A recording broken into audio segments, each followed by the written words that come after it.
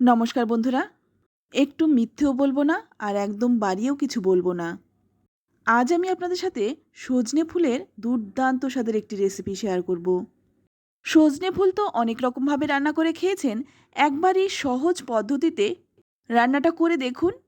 আমি গ্যারান্টি দিয়ে বলতে পারি বিশেষ কিছু রান্না করার আর প্রয়োজনই হবে না।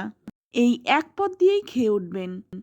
তো রান্নাটা করার জন্য প্রথমেই দেখুন এখানে কিন্তু আমি সজনে ফুলগুলো খুব ভালোভাবে পরিষ্কার করে বেছে নিলাম।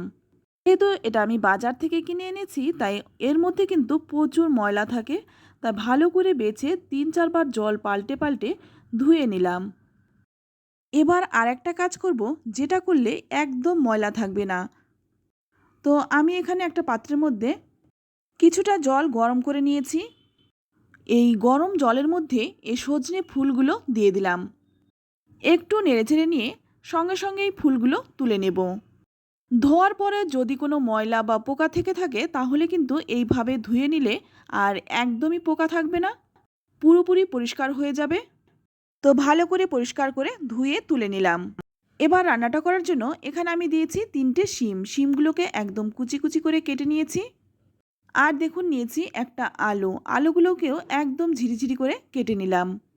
খুব বেশি দেয়নি, এই অল্প অল্প সবজি দিয়েই কিন্তু রান্নাটা করব। এবার অপর দিকে কড়াই গরম করে নিয়ে এর মধ্যে দিয়ে দিলাম 2 চামচ সর্ষের তেল। রান্নাটা সর্ষের তেল দিয়ে করলেই বেশি ভালো লাগবে খেতে।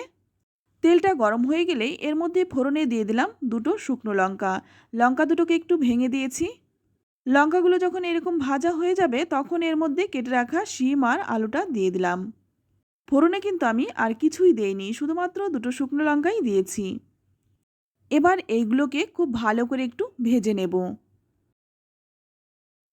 তো 2 মিনিট একটু নেড়েচেড়ে নিয়েই এর মধ্যেই দিয়ে দিলাম 4টে চেরা কাঁচা লঙ্কা। ঝালটা নিজেদের স্বাদ অনুযায়ী দেবেন, যে যেমন ঝাল খেতে পছন্দ করেন। তারপর দিয়ে দিলাম স্বাদমতো লবণ।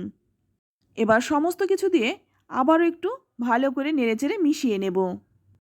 তো আজকের রান্নাটাতে কিন্তু আমি হলুদ ব্যবহার করব না। তবে আপনারা যদি সামান্য একটু দিতে চান সেক্ষেত্রে দিতে পারেন। তবে আমার মনে হয় হলুদ না দিলেও অনেক ভালো হয় খেতে।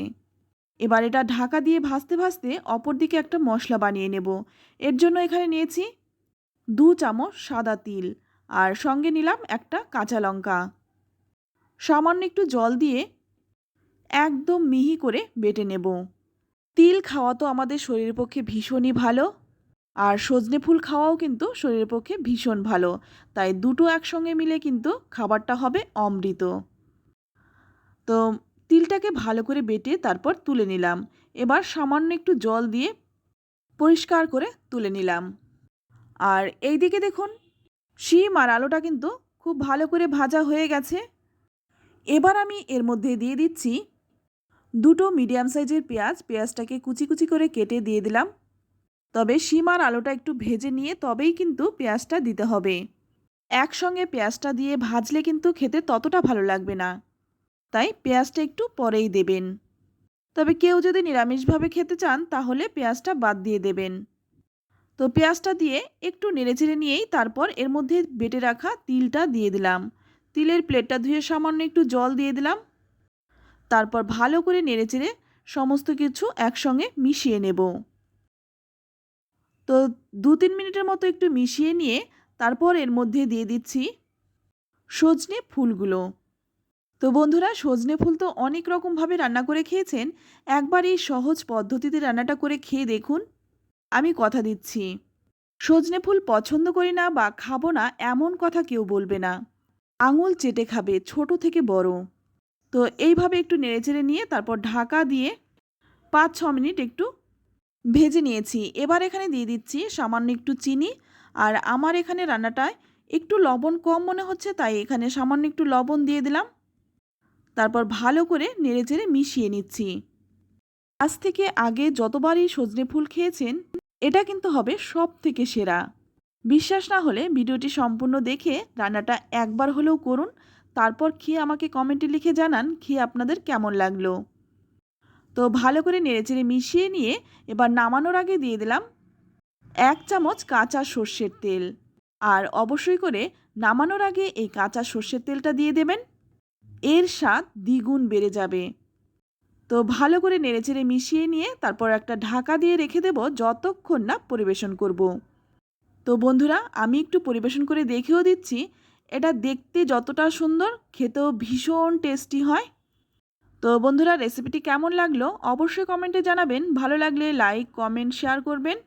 সজনে ফুল কিন্তু সবসময় পাওয়া যায় না, তাই সজনে ফুল থাকতে থাকতে একবার হলো এই রান্নাটা করে খেয়ে দেখুন। কথা দিচ্ছি, এমন কেউ বলবে না আমি খাবো না। আর সবচেয়ে বড় কথা, রান্নাটা কিন্তু একদমই সময় লাগে না, খুব অল্প সময়ে হয়ে যায় আর খেতে হয় অসাধারণ। শুধু এই এক পদ দিয়েই কিন্তু খাওয়া হয়ে যাবে। তো আজ এই পর্যন্তই। সকলেই ভালো থাকবেন, সুস্থ থাকবেন। ধন্যবাদ।